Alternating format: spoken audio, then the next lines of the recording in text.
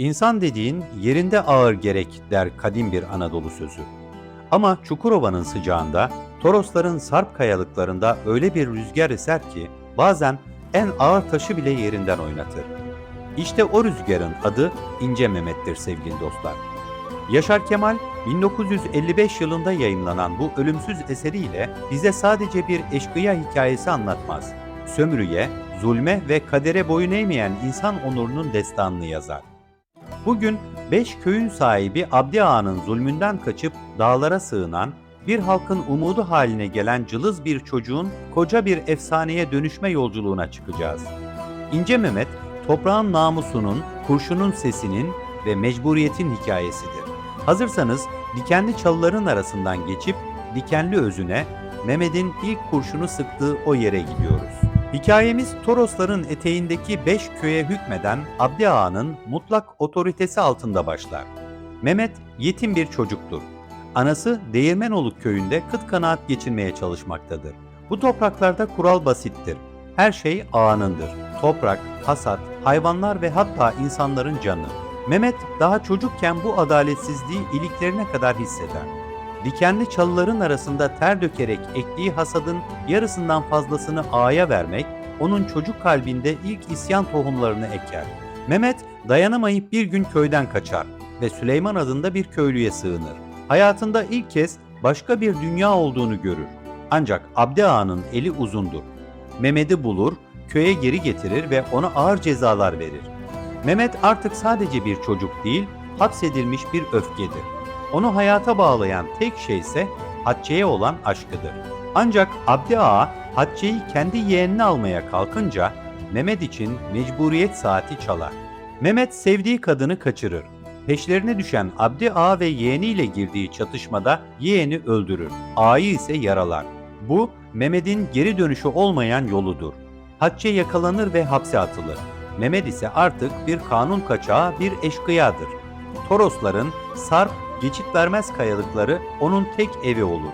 Yaşar Kemal burada doğayı öyle bir anlatır ki sevgili dostlar, Toroslar romanın bir karakteri haline gelir.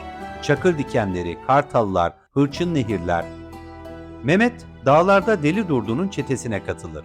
Ancak Deli Durdu sadece kendi çıkarını düşünen, yoksulun rızkına göz diken bir hayduttur. Mehmet'in adaleti buna razı gelmez. Zulmetmek için değil, zulmü durdurmak için dağa çıkmıştır. Çeteden ayrılır ve kendi yolunu çizmeye başlar. Artık o, yoksul köylünün gizli kahramanı İnce Mehmet'tir. Mehmet dağlarda dolaşırken köylülerin ona bakışının değiştiğini fark eder.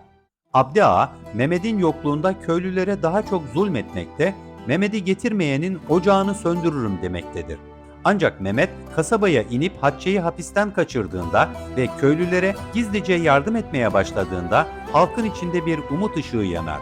Mehmet için eşkıyalık bir meslek değil görevdir. Zenginlerden alıp fakirlere dağıtır, köylünün tarlasını sürmesine engel olan engelleri kaldırır. Ancak bu yol kanlıdır. Takip müfrezeleri, pusular ve ihanetler peşini bırakmaz. Mehmet Hatice ile dağdan dağa savrulurken aslında bir sistemi sorgulamaktadır. Neden bir adamın 5 köyü olur da 500 köylünün bir karış toprağı olmaz? Bu soru Mehmet'in tüfeğinin tetiğindeki asıl güçtür. Romanın en trajik kırılma noktası Mehmet'in büyük aşkı Hatice'yi kaybetmesidir. Hatice dağlarda bir mağaranın karanlığında Mehmet'in kucağında can verir. Mehmet için dünya artık daha da sessiz ve karanlıktır. Sevdiği kadını toprağa gömdüğünde içindeki o insani yumuşaklık da yerini çelik gibi bir karanlığa bırakır. Hatice'nin ölümü Mehmet'i kişisel bir davadan toplumsal bir davaya iter. O artık sadece kendisi için değil, tüm dikenli özü için, tüm ezilenler için hayattadır. Abdi Ağa'nın korkusu dağları aşmıştır. Mehmet'in bir gün gelip hesabını soracağını bilmektedir. Kasaba eşrafı ve hükümet Mehmet'i bir suçlu olarak görse de halk onu bir aziz, bir kurtarıcı gibi saklamakta, ekmeğini onunla paylaşmaktadır. Kitabın finali Türk Edebiyatı'nın en görkemli hesaplaşma sahnelerinden birine ev sahipliği yapar sevgili dostlar. Mehmet tüm riskleri göze alarak kasabaya iner. Hedefi tektir. Zulmün başı olan Abdi Ağa. Mehmet Ağa'nın evini basar. Ağa diz çöker, yalvarır ama Mehmet'in gözünde Abdi Ağa sadece bir adam değil, binlerce yıllık bir kölelik zinciridir. Tetiği çeken parmağım değil toprağın ahıdır dercesine sıkar kurşununu. Abdi ağa ölür. Ancak ironik olan şudur. Bir ağa ölür, yerine bir başkası gelir. Sistem bir kişiyi yok etmekle değişmez. Mehmet bunu acı bir şekilde fark eder. Köylüler sevinçten bayram ederler. Toprağı paylaşmaya başlarlar. Ama arkadan yeni ağaların, daha kurnaz sömürücülerin geldiği bellidir. Mehmet görevini yapmıştır ama bunun bedeli sonsuz bir kaçış ve yalnızlıktır. Romanın sonunda Mehmet atını Torosların en zirvesine sürer. Arkasında bir toz bulutu bırakarak ortadan kaybolur.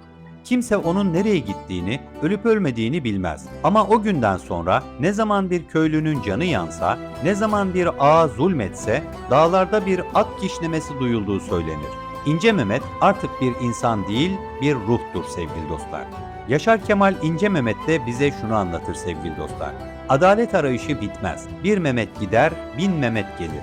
O, Anadolu'nun haksızlığa karşı çarpan kalbidir. İnce Mehmet okuyucuya mecburiyet kavramını öğretir. Bazen kaçmak yetmez, susmak çare değildir. Bazen insan kendi kaderini eline alıp o dikenli çalıların arasından dimdik yürümelidir.